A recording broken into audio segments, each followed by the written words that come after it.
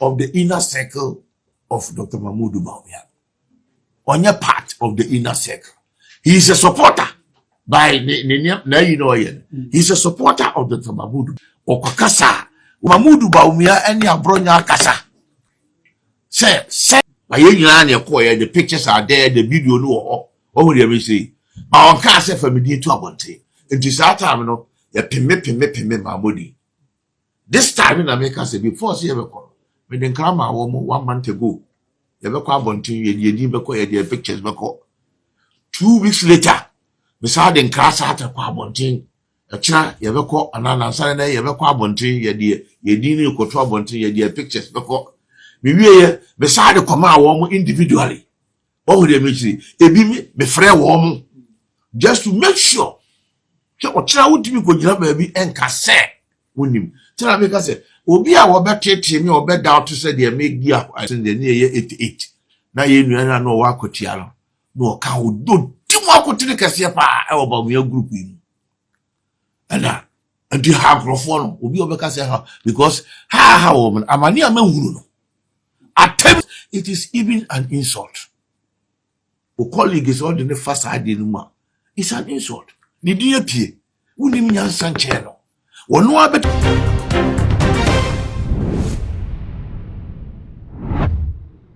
Abusua honorable Amprechu and the response ako edema honorable Stephen Amwa ya woye in Shaiso constituency na honorable say near Stephen Amwa eba bonti ya wobetre say womu MP 63 na womu di omudi eba bonti so no kura bia enim no wato challenge e de amano se wono so ewo MP bia ya woyi nanim se ota honorable kana komprekun e Japan achi maako enum pa won fa sa MPs ni din emeto monte so busuanya no kwa wo sign tre se enyema bia Abronye eye se wodadwe no ha wonse ase efi se den na wo ketire kokori ni mako na afi mu makontrene e na akwakote hu efifiri wo kire se Abronye no wonye obi a oka ono Dr. Muhammad Bawumia ne inner campaign team wo se wonka ho wo se ampa no kire se wababon se be kire se wono o support Dr. Muhammad Bawumia na so ne niema wo ye no ene send Dr. Muhammad Bawumia so eye ne niema na Ghana for so mu se ebobra enti bibie ni we dada say Dr. Muhammad Bawumia ene hye Abronye achi amana ye ne wo ye ne busuya mienkote honorable Amprechu ne nsema wo kan ne ye ba ne Ghana for so emu aya wo de man no ye de aba besom. And that is me mediano. And the way I okono. The dia onya me fan no. And the way I oye the politics. In the day I will not as a person, but the politics. You get me? Any baby I say what page the extent or the or starting here TV is a one, right? I thought to say he started well. But say I said I am quite oh so kasa baby if you do baby about say no tears baby any who can say OTC. Enti baby I say so ordinary there no problem. And I offer Dr. Mahmoud Bawumia so an approach to politics. Oh, the humility. Okay? Any the way yani a bear no any nothing. A foot to the my see if I near politics. It is just how you see him. When we attempt go and preach, talk about me. Right? Candia met me here. I am the best candidate. Don't insult. Don't use unacceptable language. Only ma create tension. That is Dr. Mahmoud Bawumia. Now the Abronye approach, is the opposite. The only thing I can say on authority is that Abronye is not part of the inner circle of Dr. Mahmoud Bawumia. Only part of the inner circle. He is a supporter. He's a supporter of Dr. Mahmoud Bawumia. But when you're part of the inner circle, Okakasa, we'll see this one is a true representative of the Bawumia. Bawumia's true and inner circle people, no, you will see, send your woman kasa, or send you mental bones who send your kasa. Nana komea, who who send your kasa. Sami Jemfi, Sami Awuku, who send your kasa. Dr. Team Fojo, who send your kasa. Dr. Ayiwa Free, who send your kasa. Oh, dear Mechera, me I met hey, you'll see how I talk about how I do my campaign about Dr. Mahmoud Bawumia, wherever, baby, I'm a crow. Oh, And you're completely different from the Abronye style and Abronye approach. But the unfortunate thing is, when your opponent wants to get to you, supporter, dear, or tatu twabwa, or no near the juma. The unfortunate thing is, Abronye a bien prato. I'm a mouth for Uram. Oh, no, and I, Uramu, no, or the box. Person didn't Tansan about Dr. Mahmoud Bawumia. But and yet Juma, she said, "Well, Nipa no way the campaign. Colonel, quite of us day." And then you also look at the other competitors. One also so how are they doing their campaign? What was soon or buying or more approach? Look at them. You see it. The man is not bragging. Others are bragging to the high heavens. What would you mention? Yes, the man is humble. Others have thrown humility to the winds. What would they mention? The man assumes calmness. Others, and you giddy, calmness in the woman. What would they mention? Yes. And the Abronye asked every day, I have been a crack, but I get Dr. Mahmoud Bawumia, and I know an authority said Dr. Mahmoud Bawumia and Abronye Kasa, some way back. Meaning on authority. So Dr. Mahmoud Bawumia and Abronye Kasa say senya or ye near mabino ye insunsa so bonye bi yakano. And I'm talking on authority. So there's so Abronye di no. If he wants to go the tangent Mahmoud Bawumia to make children unto them. We go sometimes in the political game no. One person be a campaign amount so me yama by force. Ubekwa baby, I want your whole campaign. So man, when I'm not the one, so I am. Because or pokra now we am to say I will two bomb yami. But you can't physically restrain the person. So I idea hard as a film. But some of us it will GDA say and change Abronye will realize say again may be on the limit. GBA we are doing a limit. I need to your friends carried off for the good of Papa. What upon you will be? So, Dr. Bichu said there were a single wife or not Pamano. Oh, dear Michi, what will I can? Right.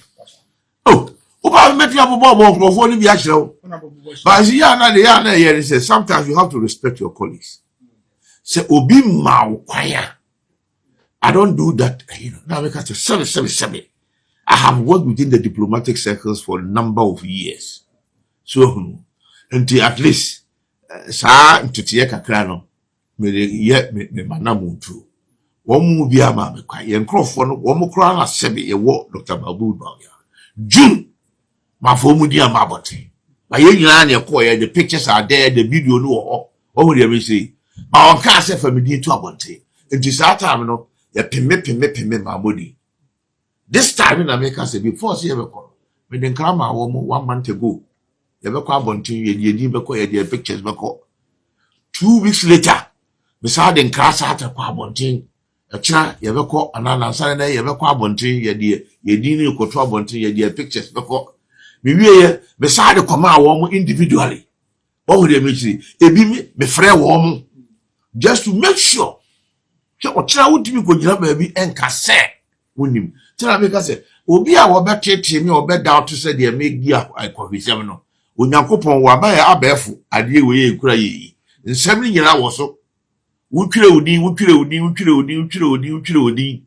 frɛ wo nkomo ayedi ye message a wo send bre me o we me jire tira me ka se when honorable dapa de no ba no de bi komo binim ba ba ye de asem I can't as if said that for the years smoke the edition. But the pan one was some of the bad or say, now me walk Dr. Bawumia. What would they mention? And I say, dear, me free ho, me will bright ho. And Okasa 3-4 days after. Yeah, your friend say, media engagement you did in the buy. And at the time now you two sana more. Now what Dr. Bawumia ho. 3-4 days later, and you feel when you're born. In the near 88. Now you know what could yellow. No cow do walk to the Cassiapa about your group. And now, and you have microphone will be over because how woman, I'm a near moon. A 10 year, and you be TikTok, dear Ben, why, ye be bombing Faha, me, Kohan, who dare you, who born dog. Okokodi, okobwa, MPC Rano now do more, Aquacoma Bawumia, and 7 year Katinga Matibi. The Nigga actually say, I dare say how or more, right?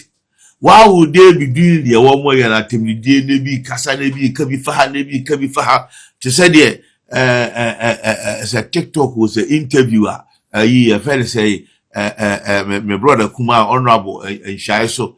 Ko yezo de ka meboa wo fa ho be ma de wo fa ho let me see won your case you are not Ghana for nyina and you are not the spokesperson for the other MPs me nya me ne me nkrofo me MP4 sabe ya ni e megina ho obi anya akwada obi ani ne ho so wono ana corporate na konwa no aba no aba betra ayi me met me akwa catches uncle for meeting do obi dia akwa to abontin by heart. Tabila, it is never true.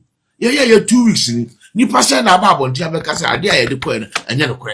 Me picture na mo de koe, mama kwa na mo de koe. Ni person e na betu sa na mo. They say nipa bia metu na mo with the exception of honorable Dapa. Enko na abeka. Eye dan na wo betimi begiro abeka say ade na nipa bi koe ne do mo kokka kae na enye no kore wo mo boa e do mo die gusu ba force. It is even an insult. O colleague is all the first ade no ma. It's an insult.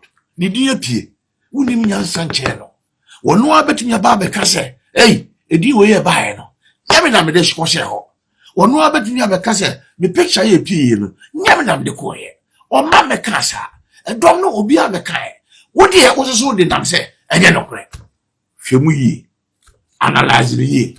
It is an insult. You don't do that. Oh, nipa. Falso de beto bonti. Ye ka ye free pim no June, July, August, September, October, ye run November. Muntimi fa nipa num kura di ma bonti. Na ka pese mo de 10. Se wo mu obi a, se ya wo mu si ye dede. Ene se ne sa abrante wo kasa no, nkomo bodi. Wo bodi ni edine wotimi mo because womo kakra bi kura womo hono womo atwa mo afia se hwa no ankobomidi me no be nante me no ko ye no ba but momidi yanim womo amone womo nam yanim womo bra ho yanim womo yefe say entabusia honorable amprachum eche ensemu sei ewie na Ghana for eche se ewiase ya timpenifo kwa na kan se uye peniti fie na wa we na nka ne bi na se uye nhwe han hwe nkwala na mo we na nka ye gu na nkarefo a ye ka wo eka ho bi na wo mo se ye tiga na ha na Rosemond eba abonten efri Dr. Muhammad Bawumia camp ekopie mu ewo NDC camp na wo de nsem bi ekoto NDC fo nim kire se Dr. Muhammad Bawumia no wo hyeda nye leader wontimi endwene ma ne ho wo hyeda entimi fo ne nan ensi from take decision bi emfa ma ne ho na Ghana for kire se ne Abronye ya openly waba abonten be kire se o support Dr. Muhammad Bawumia na ade asen Abronye di empinifo wo MPP mu wa wo ne enya adwene wa be ka asem bi de atia no wa be ka asem bi de atia Dr. Muhammad Bawumia enya due so wo kwotena wo hia TV dia wo be so pa enti so Dr. Muhammad Bawumia etsanse mi nyina na so wo ye nhwe han na so wanka bibia amfa ho de na Ghana for kire se nipa ba akun na wontimi control ne de besi den na se de o mamu ni nyina mawa wobetimi a control wo mu ebe so kire se yentimi mfa Abronye ho tansa enkonkobo Dr. Muhammad Bawumia if say penifo se ye hwe nipa no ni so wo hwe Dr. Muhammad Bawumia ene ni so a bibia dia danse se wo no wonye kekakeka nti obi a wonye kekakeka no ebesi den ene ode no ho akwakobo Abronye na se wo kana sa Abronye no so wanti na se ne obeya na obeya enti abusia Abronye on several occasions ena waka ewo ohia TV no so say wɔno baby a wɔte no wɔnyɛ adwuma mfa ma wo bi oni boss oni panimu bi a wɔhyɛ na so wɔyɛ adwuma de ama ne ho enti obi a entimi control no obi entimi nkyerɛ ne obɛka enti sɛ nipa ba bonte bɛka ne sɛ die si den na Dr. Muhammad Bawumia ebetimi akontrol Abronye ebusua wenim na family ya Ghana fo kyerɛ wo madwene ɛwɔ ho wɔn wɔn yɛ adwene ananso wɔn so wɔ wadwen kyerɛ mesrɛ sɛ obɛgye ne nyina ɛwɔ comment section hɔ ɛde ama me all the social media handles so ko hɔ a ɛyɛ too much gh o subscribe no like no wa share na afofo nso ɛnyɛ bi ahwɛ medin ɛde dark gold makra